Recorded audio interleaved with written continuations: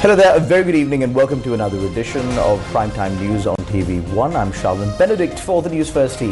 And I'm Naveksha Gunasekara. Here are your headlines for tonight.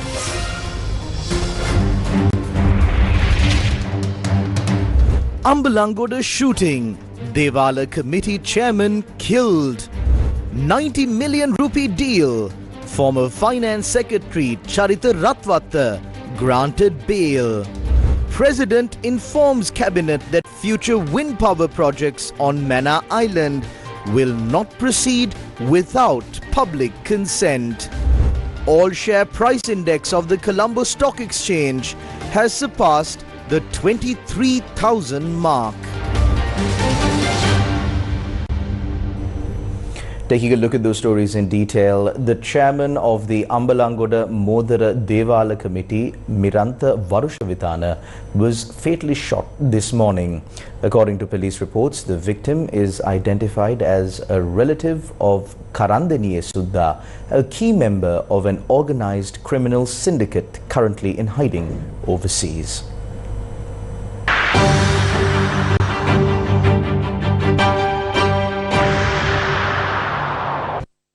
The shooting occurred at around 10:30 am on Tuesday morning on the road in front of the Ambalangoda Urban Council and the main public library. According to police, Mirantha Varushavithana, chairman of the Ambalangoda Modara Devala committee, was travelling on a motorcycle when an individual in a car opened fire and fled the scene. As the motorcycle turned onto the Urban Council road, the car attempted to overtake it but was blocked by a three-wheeler coming from the opposite direction.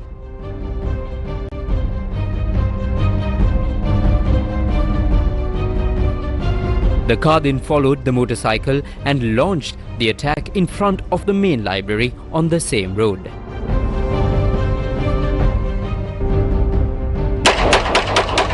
Mirantha Varushavithana sustained critical injuries and was admitted to the Balapiti hospital, where he later succumbed to his wounds. Police suspect the weapon used was either a 9mm firearm or a T-56 assault rifle. Varushavithana was struck by 4 bullets, 2 to the face and 2 to the chest. The 55-year-old father of 2 was a resident of Poramba in Ambalangoda.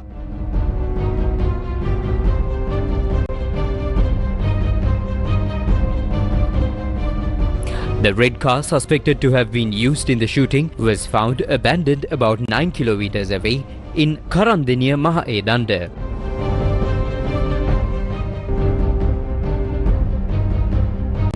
Inside the vehicle, police discovered a pair of shorts, a shirt and a face mask.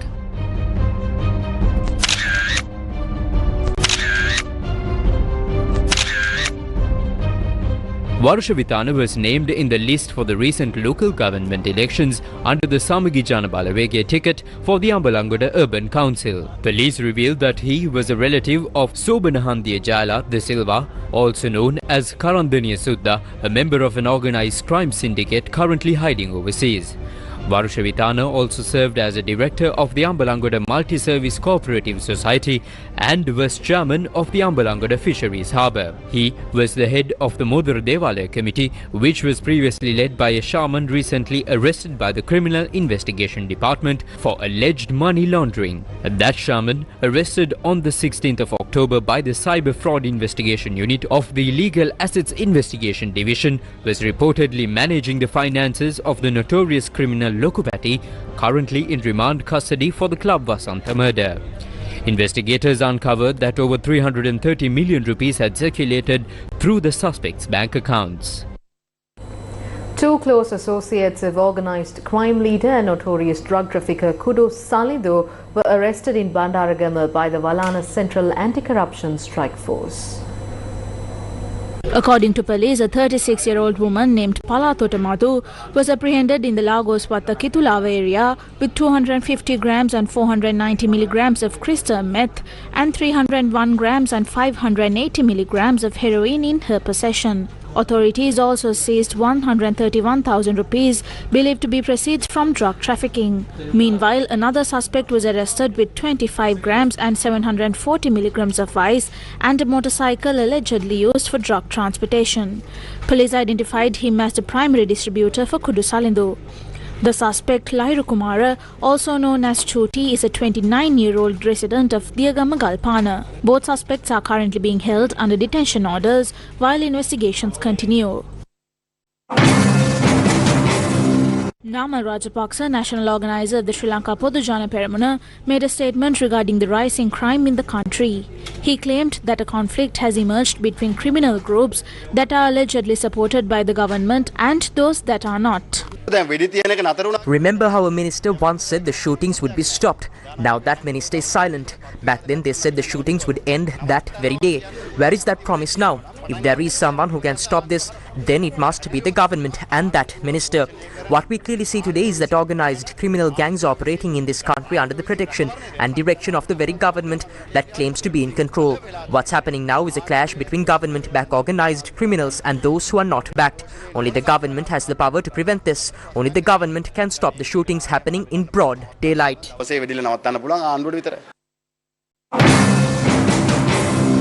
Is the government really supporting criminal gangs, as MP Namal Rajapaksa alleges? At today's cabinet media briefing, cabinet spokesman addressed the alleged links between crime and politics. When you remove a few from the current opposition, the rest are all former government members. Though they sit in opposition today, they once held power, and during that time, they enabled and supported these elements. Back then, drug traffickers were never caught. These individuals were aiding political campaigns, and you have seen the photos. Some of those underworld figures were even being protected. So yes, those who governed before had close ties with these criminals. But now, since this government has no such affiliations, arrests are happening. The law is being enforced, and when those arrested are questioned, the connections to the former rulers are being exposed. That is something the public must understand. This is not an easy task. These networks are deeply rooted within the security forces, the police, the prison system, even parts of the judiciary, and sometimes the media. There are people in all these institutions who support these organized crime syndicates. It is a cancer that has spread across society. The previous government failed to act and in some cases protected these groups. That is why they have grown stronger and more entrenched. We have taken on the responsibility of dismantling this system, but don't think it's easy. You can't dismantle an entire underworld and organized crime network, a narcotics empire overnight. That is how far this has spread.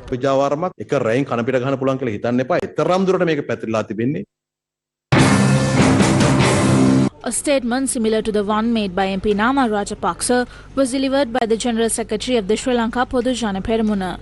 The statement too received a response from the ruling party today. Between 2005 and 2015, under President Mahinda Rajapaksa's leadership, we witnessed a period of intense efforts to combat organized crime and drug trafficking in this country. It was during that time that many underworld leaders and drug traffickers fled the country, seeking refuge abroad while continuing to operate their networks from overseas. By 2015, organized crime had been significantly suppressed. However, under the government that held office from 2015 to 2019, we saw a resurgence of these criminal elements. That resurgence was once again curtailed following the return of President Gotabaya Rajapaksa in 2019 and subsequently under President Ranil Wickremesinghe's tenure. Efforts to combat organized crime and narcotics resumed.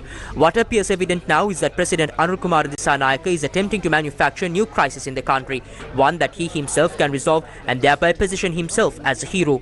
We are here left questioning whether a previously non-existent drug epidemic is now being created by allowing large quantities of narcotics into the country.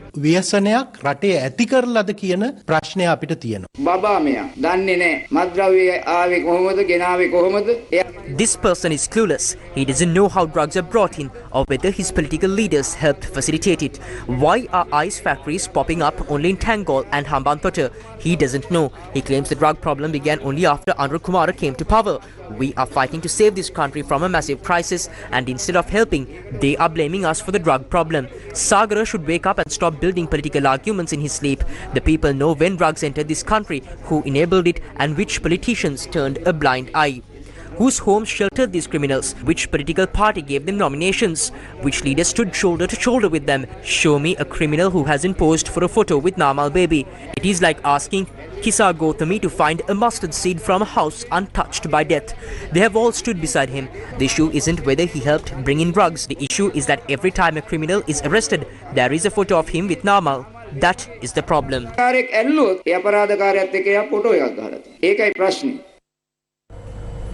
The Commission to investigate allegations of bribery or corruption has launched an inquiry into a complaint filed against former Minister Basil Rajapaksa. Today, the Commission recorded a statement from the complainant regarding the matter. The complaint was filed by the Citizens Power Organisation against bribery, corruption and waste, alleging corruption amounting to 1.03 billion rupees by Basil Rajapaksa. On the 7th July 2025, we submitted a complaint to the Bribery Commission alleging that Basil Rajapaksa committed a corruption offence involving 1.03 billion rupees prior to 2015. This allegation is based on findings from the final report of the Presidential Commission of Inquiry into Serious Fraud and Corruption appointed by President Maithripala Sirisena and chaired by Preeti Padman Surasena. The Commission clearly named Basil Rajapaksa as an accused party. Between the 2nd June 2010 and the 7th November 2017, Air Force aircrafts were used for domestic travel, incurring 15.5 million rupees in public funds under the Maganaguma project. Additionally, 3 luxury armoured vehicles and 11 standard vehicles belonging to the Presidential Secretariat were used, misappropriating 61.2 million rupees. From the 10th January 2010 to the 10th January 2015, 64 Navy personnel and 84 Army soldiers were deployed for personal security. Their salaries and allowances totaling 26.438 million rupees were paid as VIP security expenses, an act deemed corrupt by the Commission. Based on these findings, we filed a formal complaint with the Bribery Commission. Today, I was summoned to provide a statement regarding the case. Charita Ratwata, former Secretary to the Ministry of Finance and Senior Advisor to a former Prime Minister, was released on bail by Colombo Chief Magistrate Asanga S. Bodragama following his arrest earlier in the day by the Commission to investigate allegations of bribery or corruption. Ratwata was granted bail on 2 sureties of 1 million rupees each, with the court also issuing an order prohibiting foreign travel. Charita Ratwata's arrest relates to a controversial procurement decision made in 2015, during which Ratwata allegedly authorized the import of 50 temporary warehouses through the State Trading Corporation at a cost exceeding 99.6 million rupees without following proper procedures or demonstrating necessity. Investigators claim the move resulted in a financial loss to the government and provided undue benefit to a private company. The suspect was presented before court at approximately 2:45 p.m, but due to a power outage at the court premises around 3:15 p.m, the hearing was moved to the Chief Magistrate's official chambers. Presenting the case, Siabok investigators stated that Ratwata, while serving as senior advisor to the Prime Minister in 2015, bypassed standard procurement protocols and facilitated the import of 50 temporary warehouses from a private company he had allegedly nominated despite there being no actual requirement. Investigators further informed the court that this action resulted in a financial loss of 99,679,799 rupees and 70 cents to the government and provided undue advantage to the private company involved. Siabok officials requested that the suspect be remanded, citing that the act constituted a clear case of corruption. Appearing on behalf of the suspect, President's Counsel Anuja Premaratna submitted a bail application. After reviewing the facts, the Chief Magistrate ordered the release of Charita Ratwata on bail. In connection with the same case, former chairman of the State Trading Corporation, Hussein Ahmed Bahila, who was arrested last Friday by Siabok, was also released on bail. The Cabinet has agreed to suspend 3 proposed wind power projects on Mannar Island following a directive issued by President Anrukumara Dissanayake. In addition, the President has instructed that no future wind power projects be initiated in the Mannar region without the consent of local communities. Mannar දූපත් සඳහා සුළං විදුලි ව්‍යාපෘති 3ක් සැලසුම් කරලා තියෙනවා. 3 wind power projects were planned for Mannar Island. One of them, the Thamba Pavani wind power plant, began operations in 2021. The other 2 projects, Windscape Mannar Private Limited and Haley's Fentons, were scheduled to begin operations in December 2025 and December 2026 respectively. Due to environmental and social concerns raised by residents, the President has informed relevant authorities not to proceed with these projects. The Minister of Power and Energy briefed the Cabinet, and based on that, the Cabinet decided to halt all 3 projects. Furthermore, the Cabinet resolved that no new wind power projects will be launched in the Mannar region without public approval. මහජනතාවගේ කැමැත්තකින් තොරව විදුලි සුළං විදුලි ව්‍යාපෘති ක්‍රියාත්මක නොකිරීමට cabinet මණ්ඩලය තීන්දුව කළා. මේ දෙකම තාම ආරම්භ කරලා නැහැ. ඇයි ඒ දෙකට විතරක් අනුමත දුන්නේ ඒගොල්ලෝ ජනතා අකමැති නම්? මිනිස්සුන්ගේ ගැටලුවක් තියෙනවා නම් ඒක නවත්තනවා කියලා තියෙනවා. Sri Lanka's national goal is to generate 70% of its electricity from renewable sources. Wind power plays a vital role in that strategy. Mannar Island has been identified as a prime location for wind energy production. That is why these three projects were proposed. The Tamba Pavani plant, which began in 2021, currently generates 100 megawatts and is operated by the Ceylon Electricity Board. Two additional projects totaling 70 megawatts were expected to follow. While there have been public protests, we must balance energy needs with community concerns. Going forward, no wind power projects will be initiated in Mannar without public consent, as per the President's directive. සැලකිලිට අරගෙන සහ ජනතාවගේ කැමැත්තකින් තොරව ඒ ප්‍රදේශවල මේ තුනට අමතරව යලිත් වතාවක් ව්‍යාපෘති ආරම්භ නොකරන තමයි ජනාධිපතිතුමා උපදෙස් දීලා තියෙන්නේ. Former chairman of the Ceylon Fisheries Corporation, Lalit Daulgala, along with three others, has been released on bail after being taken into custody by the Commission to investigate allegations of bribery or corruption. Former chairman of the Ceylon Fisheries Corporation, Lalit Daulgala, was arrested along with Chandan Krishanta, a managing director at the Ceylon Fisheries Corporation, Vijit Pushpakumara, a supply manager, and Anura Chandrasena Bandara, operations and acting finance manager. The allegations relate to a 2020 procurement of a high-capacity vacuum packaging machine capable of processing 2,000 kilograms of fish per hour. Authorities claim the machine was purchased unnecessarily outside of standard procurement procedures, causing a financial loss of 5.8 million rupees to the state. Additionally, Vijit Pushpakumara faces charges of soliciting a bribe and receiving 100,000 rupees into his personal bank account. This was allegedly in connection with the partial release of 928,558 rupees owed to a private supplier. Newsfirst with the people. Archbishop Paul Richard Gallagher, the Vatican Secretary for Relations with States and International Organizations, met President Anurakumara Dissanayake today and praised Sri Lanka's efforts to restore economic and political stability. Archbishop Paul Richard Gallagher, Secretary for Relations with States and International Organizations of the Holy See, paid a courtesy call on President Anurakumara Dissanayake at the Presidential Secretariat.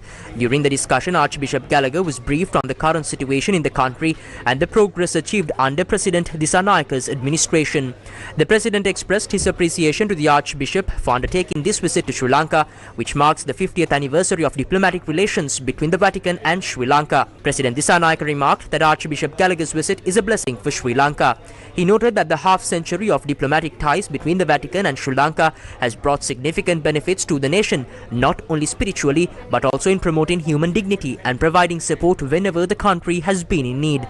The President highlighted the Vatican's assistance to Sri Lanka's education sector as well as its considerable support following the devastating tsunami. Archbishop Gallagher conveyed to the President that both he and His Holiness the Pope admire the progress Sri Lanka has made, particularly in advancing peace and unity among all ethnic and religious communities. He added that based on this progress, Pope Leo XIV may consider a visit to Sri Lanka in the near future. Archbishop Gallagher is currently on an official visit to Sri Lanka and will remain in the country until the 8th November 2025. Foreign Minister Vijitha Herath and the Visiting Secretary for Relations with States and International Organizations of the Holy See held talks in Colombo.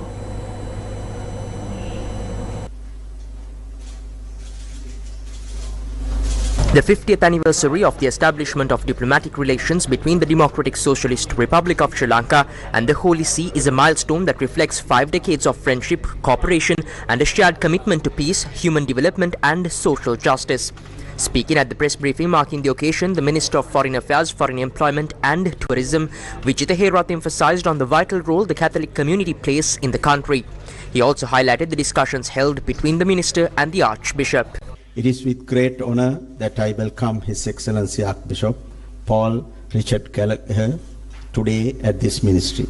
This visit marks a momentous occasion, the 50th anniversary of the establishment of diplomatic relations between the Democratic Socialist Republic of Sri Lanka and the Holy See. The Catholic Church has played a vital role in Sri Lanka's religious and social landscape, contributing significantly to nation building and reconciliation, particularly in post-conflict context. Today, as we celebrate this golden jubilee of our diplomatic ties, we reflect with pride on the multifaceted engagement between Sri Lanka and the Holy See, particularly in the areas of religion, education, healthcare, interfaith dialogue, and humanitarian cooperation. I also take this opportunity to note the enduring support and contribution of the Catholic community who serve as a bridge in Sri Lanka-Vatican relations. During the discussions today, I took the opportunity to appreciate the assistance that the Holy See extended over the past 5 decades to Sri Lanka and reaffirm the commitment of Sri Lanka to continue to strengthen our multifaceted bilateral relations. The discussions that Archbishop Gallagher had with His Excellency the President, the Honorable Prime Minister, and me were opportunities to share firsthand the developments in Sri Lanka following the elections of last year, the steps taken by our government in stabilizing the economy, ensuring genuine reconciliation amongst our people, combating bribery and corruption, as well as improving good governance, accountability, and human rights. As Sri Lanka continues its journey toward lasting peace, reconciliation, and prosperity, we view the Holy See as a partner and a steadfast advocate for dialogue, inclusivity, and the protection of religious freedom for all communities.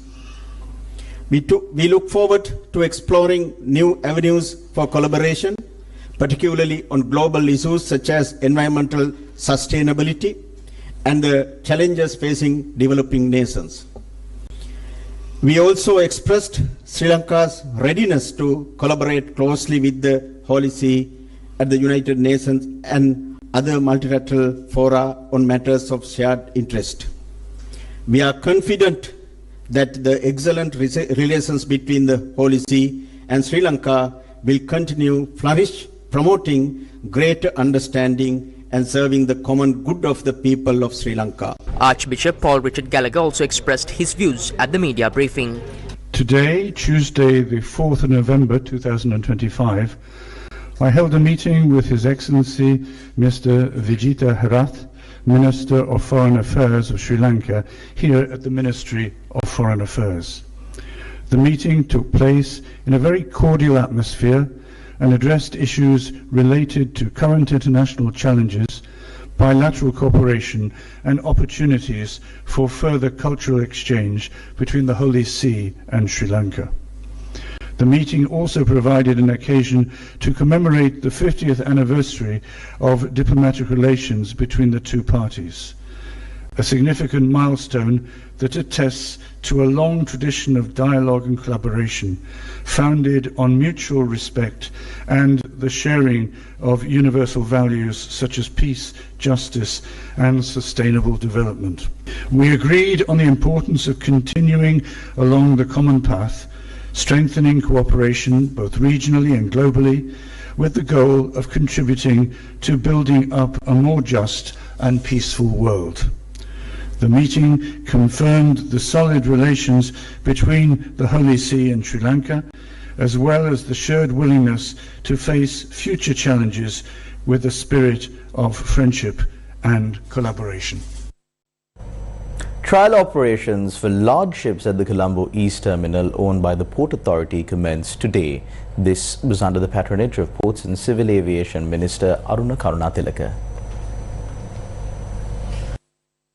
The container operations were conducted for the unloading of containers from two vessels, the Mansa and the MSC China, belonging to the prominent shipping company in maritime freight transport, MSC Shipping Company. Utilizing the facilities currently completed at the East Terminal, the terminal has the capability to simultaneously carry out container operations on two vessels at once. These container operations were performed automatically. The East Terminal jetty is now completed up to 900 meters. Containers were unloaded simultaneously today from two vessels, one 400 meters long and the other 150 55 meters long.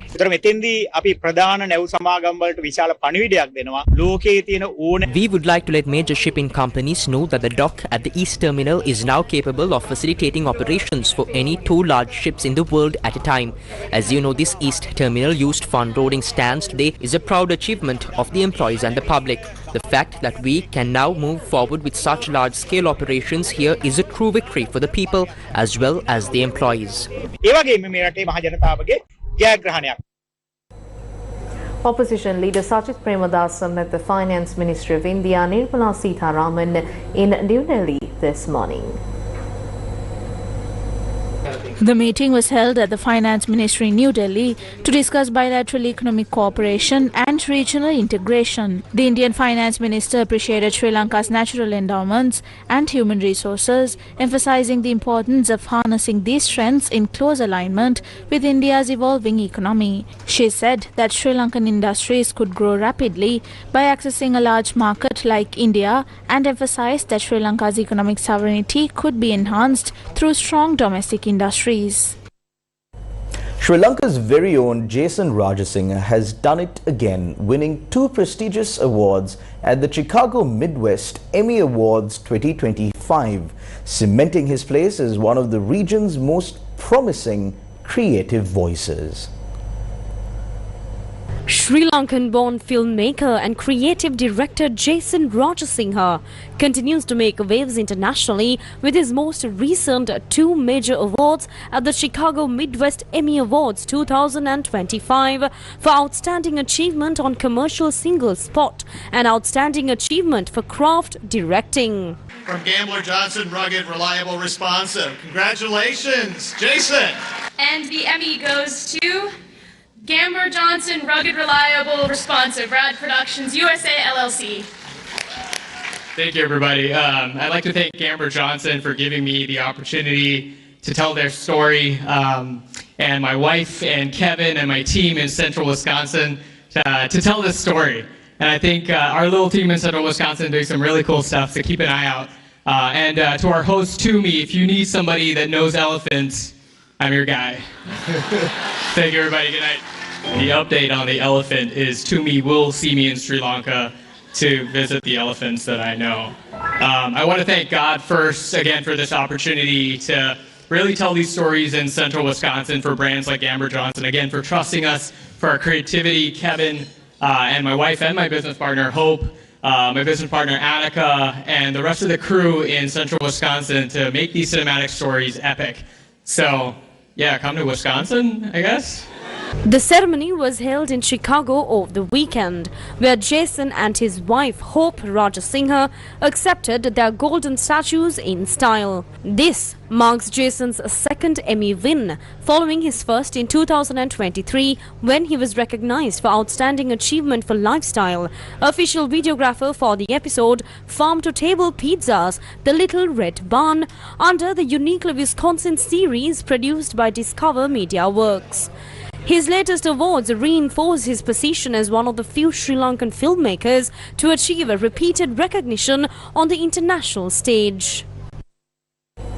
The all-share price index of the Colombo Stock Exchange surpassed the 23,000 unit mark this morning.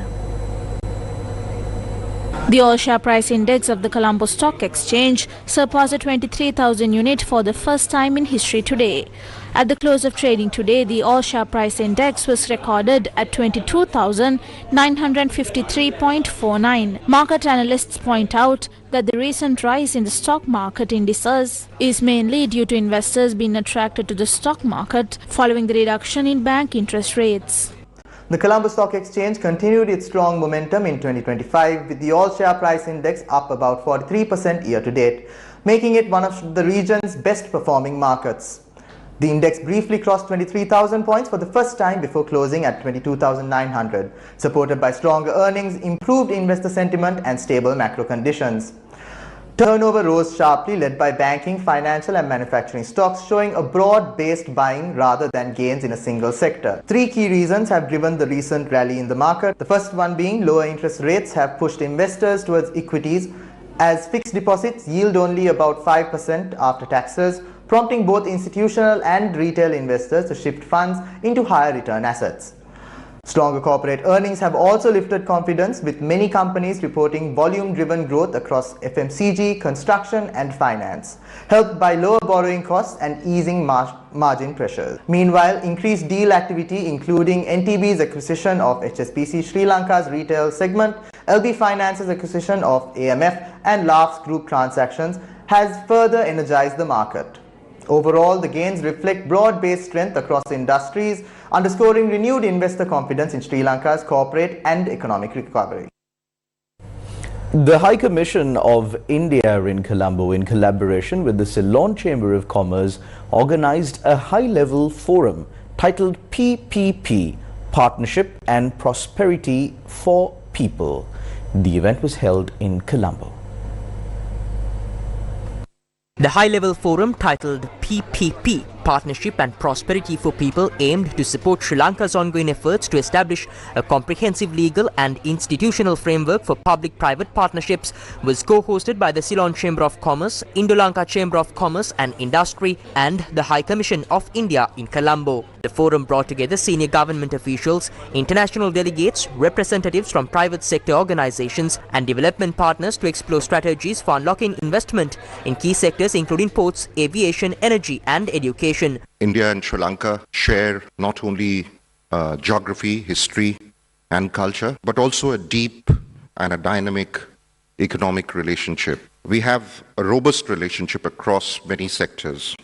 Trade, investment, tourism are some of the few. Our businesses are connected through countless linkages in energy, infrastructure, tourism, technology and manufacturing. The trade and investment flows between our two countries have shown that our prosperity is interlinked and our growth can and should be mutual. As Sri Lanka embarks on its journey of economic recovery and sustainable growth, India stands firmly as a reliable partner, a dependable friend, and a very, very close neighbor. Over the last 2 decades, public-private partnership have been a game changer in India's development story. From national highways and metro systems to renewable energy, healthcare, and digital infrastructure, PPPs have enabled India to leverage private sector's innovation, efficiency, and investment to achieve public goals. In both India and Sri Lanka, ensuring last-mile connectivity is not merely an administrative challenge, but a moral commitment. Here, PPPs can play a transformative role by combining the efficiency of the private sector with the social vision of the public sector. As we look ahead, the opportunities for Sri Lanka and for India-Sri Lanka collaboration in PPPs are immense. With our shared priorities and complementary strengths, our two countries can jointly create models of partnerships that not only serve our people, but also inspire the global south. Several panel discussions were held during the event, focusing on topics such as enabling policy frameworks, financing mechanisms, and opportunities for cross-border collaboration in infrastructure development.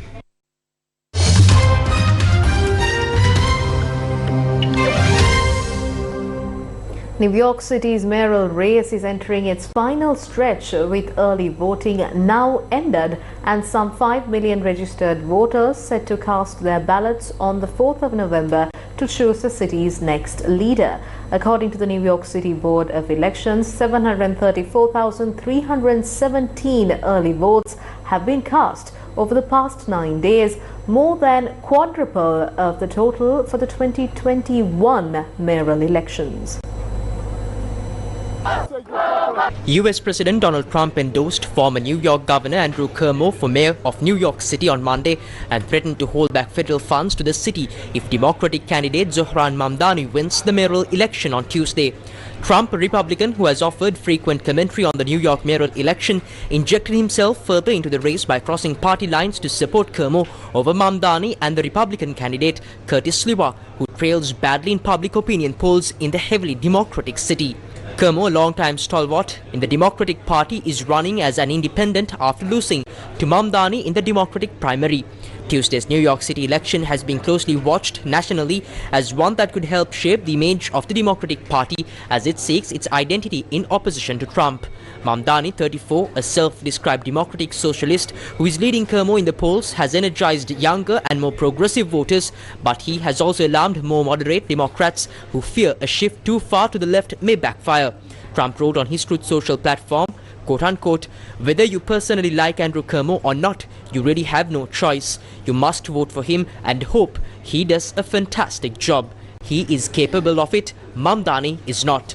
Trump, a native New Yorker, said, quote-unquote, if communist candidate Zohran Mamdani wins the election for mayor of New York City, it is highly unlikely that I will be contributing federal funds other than the very minimum as required. The US president made these remarks during a CBS interview released on Sunday. According to the latest Real Clear Politics average, Democratic nominee Zohran Mamdani leads with 45.8%, holding a 14.7-point advantage over independent Andrew Kermo at 31.1% and a 28.5-point lead over Republican Curtis Sliwa at 17.3%. But late on Monday, Kermo received endorsements from President Donald Trump, a Republican, and from Elon Musk, the world's richest man. It is unclear if those last-minute endorsements will sway voters. New York City holds mayoral elections every 4 years with a 2-term limit for any individual.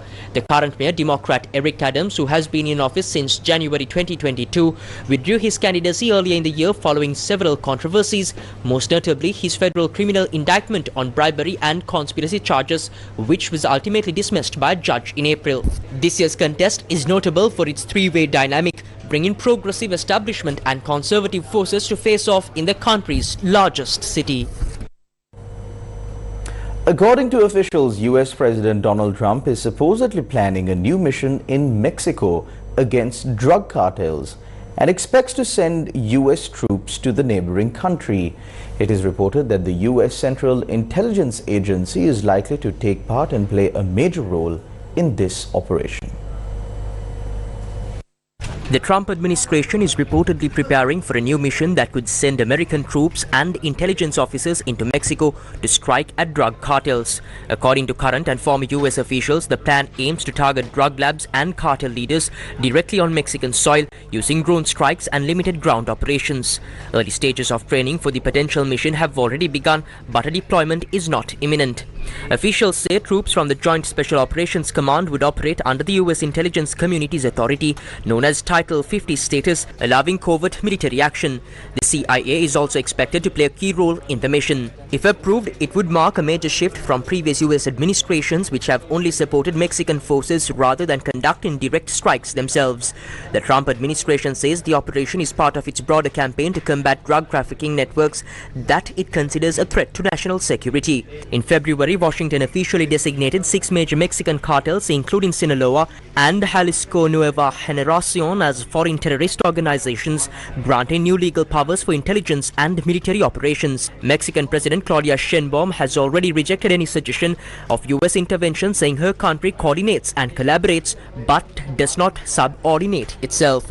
While the administration would prefer to coordinate with Mexico, officials have not ruled out acting independently if necessary.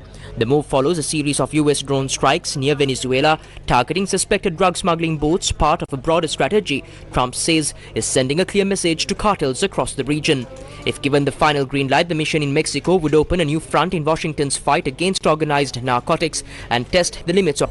Dick Cheney, America's most powerful modern vice president and chief architect of the war on terror, who helped lead the country into the ill-fated Iraq war on faulty assumptions, has died, according to a statement from his family. He was aged 84 at the time of his demise.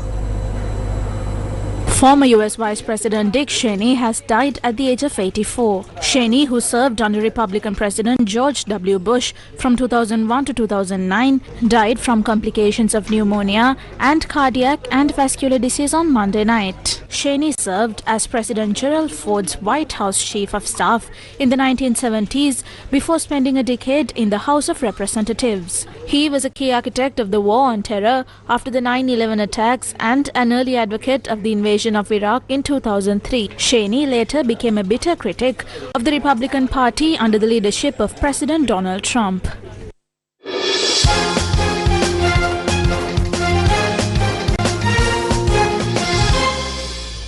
Up next is your sports roundup. The Kava Under-19 Women's Volleyball Championships 2025 kicked off today at the Sugadadasa Indoor Stadium in Colombo. The tournament will run until the 9th of this month. The opening ceremony was held with the participation of President of the Sri Lanka Volleyball Federation, Senior DIG Sajiwa Madhavatta, the General Secretary of the Central Asian Volleyball Association, AS Nalaka, and several other officials. Teams from Kyrgyzstan, the Maldives, Nepal and Sri Lanka are competing in the championship. Sulakshana Aberatna captains the Sri Lankan team.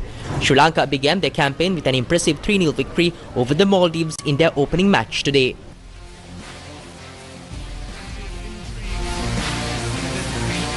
The FIFA Under-17 World Cup kicked off in Qatar. Qatar holds the hosting rights for the Under-17 World Cup until 2029. A total of 48 teams are taking part in this year's tournament, while in a group stage match, Argentina defeated Belgium 3-2. Alina Rybakina of Kazakhstan claimed victory at the Women's Tennis Association finals, defeating Poland's Iga Swiatek in a thrilling 2-1 match. Iga Swiatek, currently ranked world number 2, faced Alina, who holds the number 7 rank. The tournament, featuring the world's top 8 players, is being held in Riyadh, Saudi Arabia.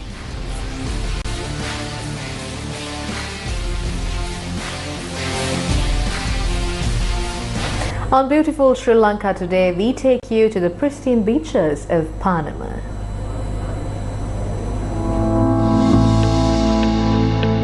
Located approximately 340 kilometers from Colombo, Panama Beach stretches along the eastern coastline like a secret whispered by nature.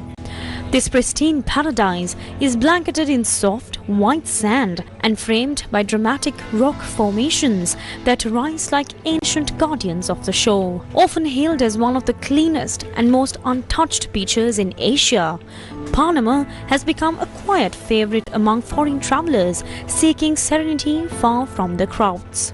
At the very edge of Sri Lanka's eastern frontier lies Panama village, the final settlement before the land gives way to the sea. It's a place where rugged beauty and raw simplicity coexist in harmony. Surrounded on one side by the Kumana National Park's dense forests, on another by the vast Indian Ocean, and bordered inland by the lagoon, Panama is a natural fortress of biodiversity and breathtaking views.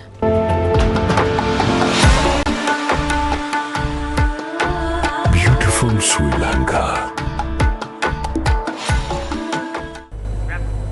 And that's a wrap of Primetime News on TV1 for tonight. Thank you for watching. Good night.